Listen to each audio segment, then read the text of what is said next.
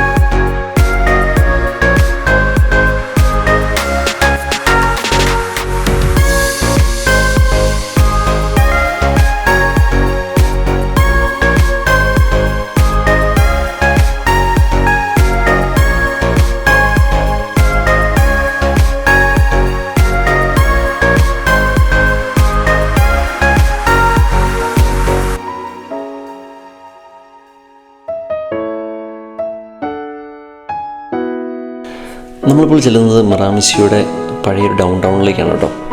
വലിയ തിരക്കുകളും ബഹളങ്ങളും ഒന്നും ഇല്ലാത്തൊരു ഡൗൺ ടൗൺ.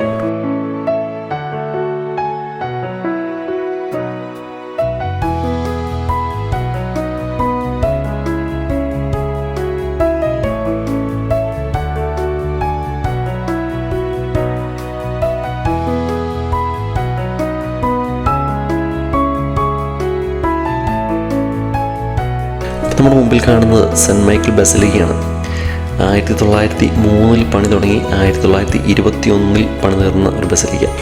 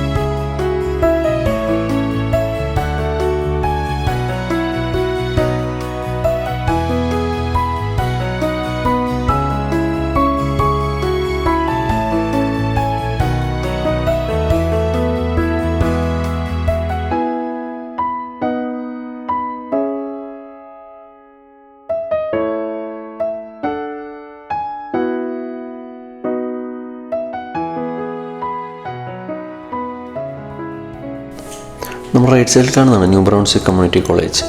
അത് നമ്മുടെ നോവാസ്കോഷ്യയിൽ NSCC ആണ്. നോവാസ്കോഷ്യ കമ്മ്യൂണിറ്റി കോളേജാണ്. നമ്മൾ പോകുന്ന വഴിയരികിൽ കണ്ട മറ്റൊരു കാഴ്ചയാണിത്. ഹാലോവീൻ്റെ അടുത്ത ദിവസങ്ങളിലായതുകൊണ്ട് തന്നെ ഒരുവിധപ്പെട്ട എല്ലാ സ്ഥലങ്ങളിലും തന്നെ ഈ ഒരു ഡെക്കറേഷൻ നമുക്ക് കാണാൻ സാധിക്കും. എന്നാലും ഇത്രയധികം ഡെക്കറേഷൻ നമ്മൾ പോയി ഒരിടത്തും കണ്ടില്ല. അതുകൊണ്ടാണ് നമ്മൾ ഈ ഒരു ഇവിടെ ഈ പാർക്കിംഗ് ലോട്ടിലേക്ക് കയറ്റി. ഇത് ഒരുപാട് സന്ദർശകരുണ്ട്. വരുന്നവരൊക്കെ കണ്ട് ഫോട്ടോയൊക്കെ എടുത്ത് പിള്ളേരൊക്കെ ഇത് കുറച്ച് നേരം നോക്കി നിന്നിട്ടൊക്കെയാണ് പോകുന്നത്. അപ്പം നമ്മളിത് കണ്ടൊരു കൗതുകം തോന്നി നമ്മളും അതിലേക്ക് കയറി ഒരു വീഡിയോ ഒക്കെ എടുത്തിട്ടാണ് നമ്മൾ ഇറങ്ങിപ്പോയത് കേട്ടോ.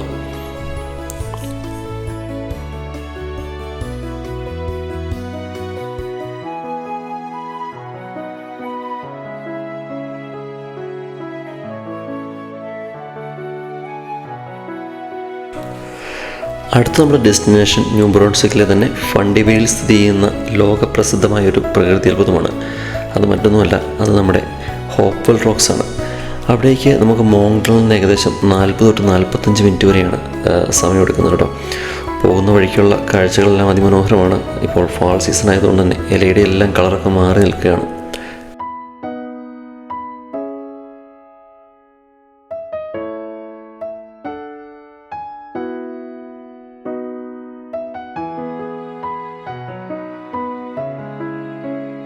New ബ്രൗൺസ്വിക്കിലെ മോങ്ടണിലുള്ള ഹോപ്പ്വെൽ rocks.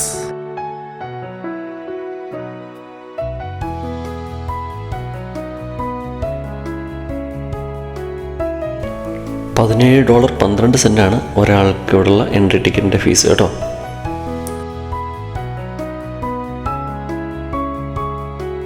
വാഷ്റൂമിൽ പോകണമെങ്കിൽ ഇവിടെയാണ് വാഷ്റൂം ഉള്ളത്. നമ്മൾ ടിക്കറ്റ് എടുത്ത് വരുന്ന ഉടനെ തന്നെ റൈറ്റ് സൈഡിൽ കേട്ടോ. അതുപോലെ റെസ്റ്റോറൻ്റ് ഉണ്ട്, പക്ഷേ ഇന്ന് റെസ്റ്റോറൻറ്റ് ക്ലോസ്ഡ് ആണ്. അതുപോലെ 5 മണി വരെയാണ് ഇവർ നമുക്ക് ടിക്കറ്റ് എടുക്കാനുള്ള സൗകര്യം കേട്ടോ. അത് കഴിഞ്ഞാൽ ഓഫീസ് ഉണ്ടാവില്ല, അവർ ക്ലോസ് ചെയ്യും. അപ്പോൾ നമ്മൾ എൻട്രൻസിൻ്റെ അവിടെ നിന്ന് നമ്മൾ കയറിയിട്ടേ ഉള്ളൂ. കയറി കഴിഞ്ഞാൽ നമുക്ക് നേരെ റൈറ്റിലേക്ക് പോയി അതിലേ പോയി മുഴുവൻ ലൂപ്പ് കറങ്ങി വരാം. അതല്ലെങ്കിൽ പോയിട്ട് അതേ വഴിക്ക് തന്നെ തിരിച്ചു വരാം. ടിക്കറ്റ് കൗണ്ടറിനോട് തന്നെ ചേർന്നുള്ള ഒരു മ്യൂസിയമാണിത്. മ്യൂസിയവും ഫുഡ് കോർട്ടും വാഷ്റൂമും സുവനീർ ഷോപ്പും എല്ലാം ഈ ഒരു കോംപ്ലക്സിൽ തന്നെയാണ് സ്ഥിതി ചെയ്യുന്നത്.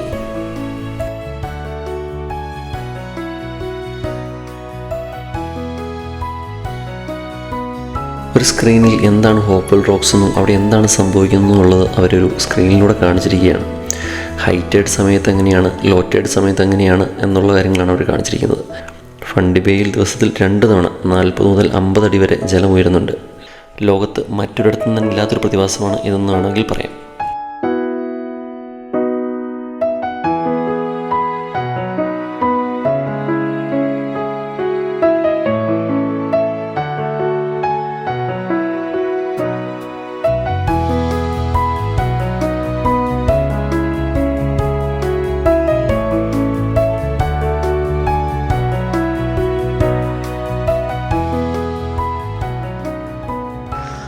അപ്പോൾ നമുക്ക് വേണമെങ്കിൽ റൈറ്റ് പോയിട്ട് ഇതിലിങ്ങനെ പോവാം. അപ്പം ഇതിലേ പോയിട്ടുണ്ടെങ്കിൽ ഡയമണ്ട് റോക്ക് ഉണ്ട്, അതുപോലെ ഡാനിയൽ ഫ്ലാറ്റ്സ്, അതുപോലെ ഒബ്സർവേഷൻ ഡെസ്ക്, ഇതെല്ലാം നമുക്ക് ഇറങ്ങി വരുമ്പോൾ തന്നെ ഈ വഴിക്ക് പോയാൽ കിട്ടും. എന്നാൽ നമ്മളിപ്പോൾ കുറച്ച് ലേറ്റ് ആയതുകൊണ്ട് നമ്മൾ നേരെ ലെഫ്റ്റിലേക്കാണ് പോകുന്നത്. ഓഷ്യൻ ഫ്ലോർ ട്രെയിലിലേക്കാണ് നമ്മൾ പോകുന്നത് കേട്ടോ. ഈ ഒരു 700 മീറ്റർ, 1 കിലോമീറ്റർ താഴെ മാത്രം ദൂരം. നമ്മളതാണ് നമ്മൾ ഫോളോ ചെയ്യുന്നത്.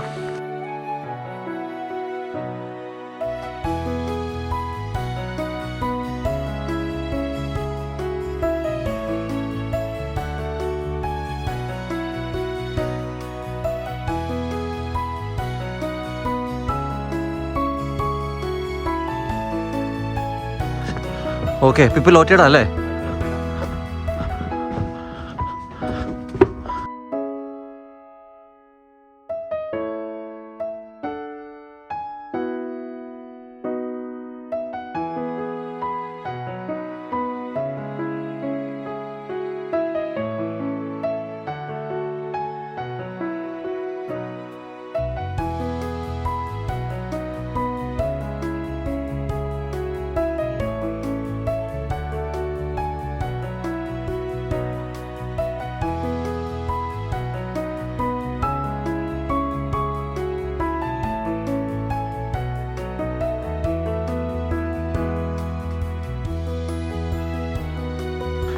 ഇപ്പോൾ ഹൈറ്റൈഡിൻ്റെ സമയത്ത് വെള്ളം കയറി ഇവിടെ എല്ലാം വരുന്നതാണ് കേട്ടോ. ഇവിടെയൊക്കെ വെള്ളം അടിച്ച് കയറി വരുന്ന സ്ഥലങ്ങളാണ്. അപ്പോൾ ഹൈറ്റൈഡിൻ്റെ സമയത്ത് ചിലപ്പോൾ ഇവിടം വരെയൊക്കെ വെള്ളം വരാം.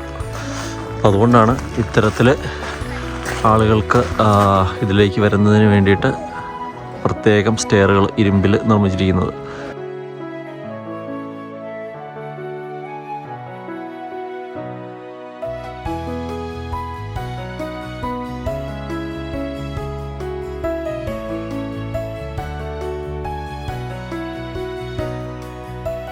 ഉച്ചയ്ക്ക് നമുക്ക് വന്നിരുന്നെങ്കിൽ ഇങ്ങോട്ട് ഇറങ്ങാൻ പറ്റില്ലായിരുന്നു. അപ്പം ഉച്ചയ്ക്ക് ഹൈറ്റൈഡ് കഴിഞ്ഞ് വെള്ളം ഇപ്പോൾ ലോ ടൈഡാണ്, അത് വെള്ളം മുഴുവൻ ഇറങ്ങിപ്പോയി.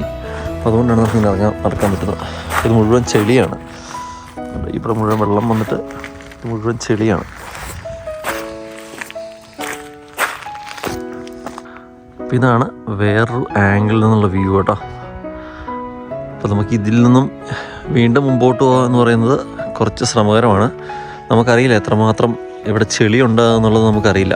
അതുകൊണ്ട് നമ്മൾ വരുന്നവരാണെങ്കിലും അത് ശ്രദ്ധിക്കുക. കൂടുതൽ ദൂരത്തേക്ക് നമുക്കവിടെ പാറ പോലെയൊക്കെ തോന്നും, പക്ഷേ ഒരുപക്ഷെ അത് പാറയായിക്കൊള്ളണമെന്നില്ല, ഇതുപോലെ പായലാവാം. അപ്പോൾ അതുകൊണ്ട് വരുന്നവർ ഒരുപാട് താഴേക്ക് പോകാതിരിക്കാൻ ശ്രമിക്കുക.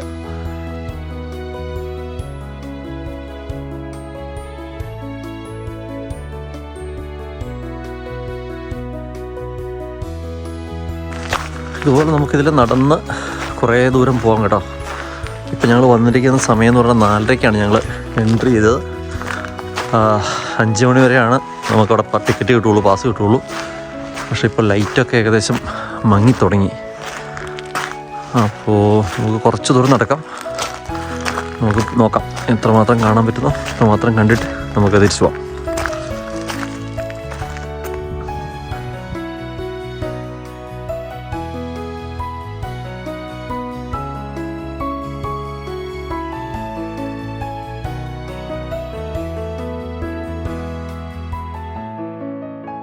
ഇവിടെ വരുന്ന എല്ലാവർക്കും ഇതുപോലെ ഇറങ്ങി നടക്കാൻ പറ്റിക്കൊള്ളണമെന്നില്ല.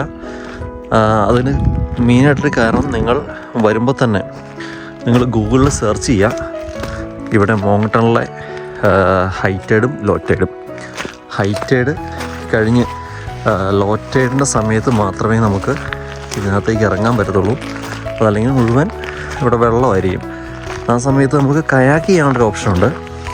ആ സമയത്ത് നമുക്ക് ഇതിനിടയിൽ കൂടി ഈ കാണുന്ന ചെറിയ തുരങ്കം പോലെ കാണുന്നതിൽ കൂടെയൊക്കെ നമുക്ക് കയാക്ക് ചെയ്ത് പോകാനുള്ളൊരു അവസരമുണ്ട്.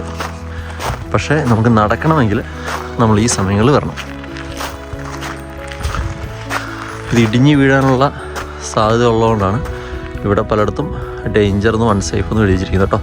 അപ്പോൾ എന്താണോ ഇവിടെ പറഞ്ഞിരിക്കുന്ന റൂളുകൾ, പോകരുതെന്ന് പറയുന്നിടത്തും കയറരുതെന്ന് പറയുന്നിടത്തും കയറാതിരിക്കുക. ഇത്രയും ഹൈറ്റിലാണ് ഇവിടെ ഈ പാറയുള്ളത്. ഇതിന് മുകളിൽ കൂടിയാണ് നമ്മളിപ്പോൾ നടന്ന് താഴേക്ക് ഇറങ്ങിയത് കേട്ടോ.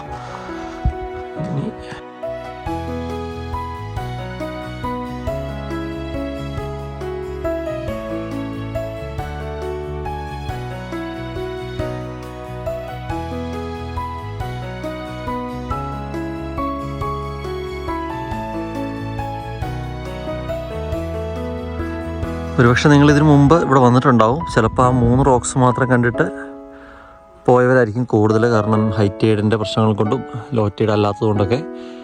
അപ്പോൾ കാണാത്തവർക്ക് വേണ്ടി കൂടിയാണ്. നമ്മൾ അവിടെ നിന്നൊരു 100 മീറ്ററും കൂടി ഇപ്പുറത്തേക്ക് മാറുകയാണെങ്കിൽ ഇവിടെ കുറേ റോക്സ് വേറെ ഉണ്ട് കേട്ടോ. അപ്പോൾ നമ്മൾ നടന്നു വന്നത് ഇതാ അവിടെ കാണുന്ന ആ റോക്കിൻ്റെ അവിടെ നിന്നാണ് നമ്മൾ നടന്നു വന്നത്. അപ്പോൾ അവിടെ നിന്ന് വന്നു കഴിയുമ്പോൾ ഇതുപോലെ വലിയ റോക്സ് ഇവിടെ ഉണ്ട്. നമുക്ക് നോക്കി അറിയാം. ഇപ്പോൾ വെള്ളം ഇറങ്ങി പോയിട്ടേ ഉള്ളൂ. ഇപ്പോഴും ഇതിലെ വെള്ളം ഇങ്ങനെ ചെറുതായിട്ട് ഒലിക്കുന്നുണ്ട്. വെള്ളം ഇങ്ങനെ ഇറങ്ങിപ്പോയി ഇങ്ങോട്ട് എത്തിയിട്ടേ ഉള്ളൂ. അപ്പോൾ അധികം താമസിക്കാതെ തന്നെ ഒരു 2-3 മണിക്കൂർ കഴിയുമ്പോൾ വീണ്ടും അത് കയറി വരും, ഹൈ ടൈഡ് ആവും. നമുക്ക് ആ കാണുന്ന വഴിയിലൂടെ കിലോമീറ്ററുകളോളം നടക്കാം. ഞാനതിൽ അത്രയും ദൂരം പോകുന്നില്ല. ഒന്നാമത് നമ്മൾ ഒരുപാട് ലേറ്റായി. രണ്ടാമത്തെ കാര്യം ഇരുട്ടായി. അപ്പം നമ്മൾ ചെല്ലുന്തോറും വിസിബിലിറ്റി കുറഞ്ഞു വരും. പിന്നെ നമ്മുടെ കൂടെ വന്നവർ ഇങ്ങോട്ട് പോന്നിട്ടില്ല, നല്ല ചെളിയാണ്. അപ്പം പല സ്ഥലങ്ങളിലും കാല് താന്നു പോകുന്നൊരവസ്ഥയൊക്കെ ഉണ്ട് ഇച്ചിരി ഇങ്ങോട്ട് ഇറങ്ങുന്ന സമയത്ത്. അപ്പോൾ അതുകൊണ്ട് അവരവിടെ തന്നെ നിൽക്കുകയാണ്. അപ്പോൾ നമുക്ക് തിരിച്ചു പോകാം.